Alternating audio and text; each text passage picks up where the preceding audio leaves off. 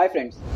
तो चलिए आगे बढ़ते हैं अपने फियर के कोर्स की जर्नी पे, या फिर यूं कहिए फियर को अपनी जिंदगी से दूर करने के कोर्स की जर्नी पे। तो अभी तक हमने जाना कि फियर क्या होता है, फियर के लॉज कौन कौन से हैं। तो टोटल 9 लॉज हैं, 9 नियम हैं। इसमें से 6 के बारे में हमने जाना है, अगले 3 के बारे में अब हम इस वीडियो में जानेंगे। तो अगला जो नियम है वो बहुत ही इंपॉर्टेंट है। वो क्या है? क्योंकि इसी से हम सब गवर्न होते हैं, इसी की वजह से फियर हमारे ऊपर इम्पैक्ट डालता है। और वो नियम क्या है कि फियर की जो फीलिंग होती है वो हमेशा रियल होती है। जैसा कि हमने जाना कि फियर 2 तरह के होते हैं, एक होता है अनरियल और एक एक्चुअल फियर जो होता है। लेकिन फीलिंग दोनों तरीकों में, चाहे वो इमेजिनरी हो या रियलिटी में हमारे सामने हो, उसका सेम होता है।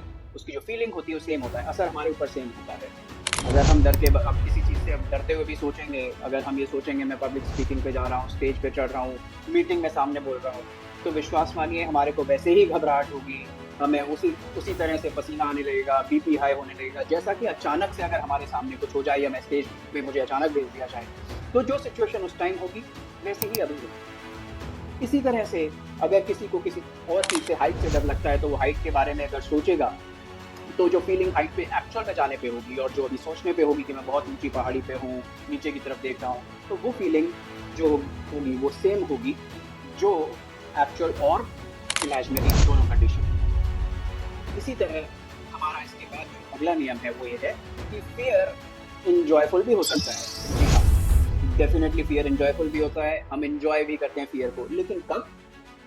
जब हम ये जानते हैं कि ये कोई एक्चुअल खतरा नहीं है, यहाँ हम सेफ हैं, ये कुछ टाइम के लिए ही है। और हमें जब ये अंदाजा भी हो जाता है कि ये जो हमारे साथ चल रहा है, ये फियर जो है हमें एक थ्रिल दे रहा है, और इस टाइम पे we all are into a safe time और सेफ जोन। कैसे? जब हम किसी एडवेंचर पार्क में जाते हैं, रोलर कोस्टर पे बैठते हैं, हॉन्टेड हाउस उस पे जाते हैं, या फिर कोई हॉरर मूवी देखते हैं। जी हाँ, तो इन सब में हम फियर को एंजॉय कर रहे होते हैं, क्योंकि पता है हम सेफ एनवायरनमेंट में हैं, ये कुछ टाइम के लिए है। ठीक है, बाकी सब कुछ आसपास सेफ है, हमें ये थ्रिल देगा, तो हम उसमें जाके फियर को एंजॉय करते हैं। ठीक है, अब हम बात करते हैं 9th लॉ या आखिरी लॉ जो है। ये इतना ज्यादा इम्पोर्टेंट है कि शायद ये एक मेन रीजन है जिससे हम डरते हैं। कैसे?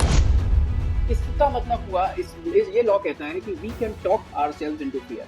हम अपने आप को सोचते हुए सेल्फ टॉक के थ्रू डर के अंदर वॉक इन कर सकते हैं, हम खुद डर सकते हैं। अगर मैं सोचना शुरू करूं कि यार ऐसा होगा, हाँ मैं ऊपर जाऊंगा कहीं पे तो डर जाऊंगा हाइट से, मैं पब्लिक स्पीकिंग करूंगा तो क्या क्या होगा, अच्छा फिर तो यहाँ ऐसे होगा। अब मैं सारी चीज़ें सोचता जा रहा हूँ, अपने आप ही सारे डायलॉग सोच रहा हूँ, अपने आप ही सोच रहा हूँ कौन मुझसे कैसे बात करेगा, मैं दूसरे को क्या जवाब दूंगा, या उस समय सिचुएशन कैसी होगी। तो एक्चुअल में कुछ भी नहीं है, पर मैं अपने आप से बात कर करके अपने आप को फियर में डालता हूँ। तो ये जो 9 लॉज हैं, ये जो 3 वीडियोस में हमने सीखा, ये इनके ऊपर ही बेस्ड फियर ग्रेजुअली हमारी लाइफ में रहता है, और या फिर ये कहीं क्रक्स है हमारी लाइफ में। ग्रेजुअली मैं आपको फियर के बारे में एग्जांपल्स दूंगा कि किसी टाइम पे चलते हुए या हमारे किसी इंसिडेंट के होते हुए फियर हमें कैसे लगता है, रियल का भी अनरियल का भी, हमारे साथ क्या होता है, क्यों होता है। तो ये सब ग्रेजुअली हम जानेंगे अपने आने वाली वीडियोस में। तो प्लीज़ स्टे ट्यून्ड, आप मेरे चैनल को, मेरे यूट्यूब चैनल को फॉलो कीजिए, ताकि आप इस मिनी कोर्स के बारे में जान सकें, रादर फियर के बारे में जान सकें। इस कोर्स को आप फ्री में ले सकें और अपनी लाइफ से फियर को दूर कर सकें। और किसी भी डिटेल को जानने के लिए या फर्दर कोचिंग के लिए आप मेरे कोर्सेज ले सकते हैं। आप नीचे दिए गए नंबर्स को डायल कर सकते हैं, आप मेरी टीम से मुझसे कनेक्ट कर सकते हैं, ताकि मैं आपको आपके जो भी तकलीफ है, आपकी जो भी दिक्कत है, I can remove that particular issue from your life. So, thanks a lot, friend. Just stay tuned in on my Instagram and YouTube channel. Thank you.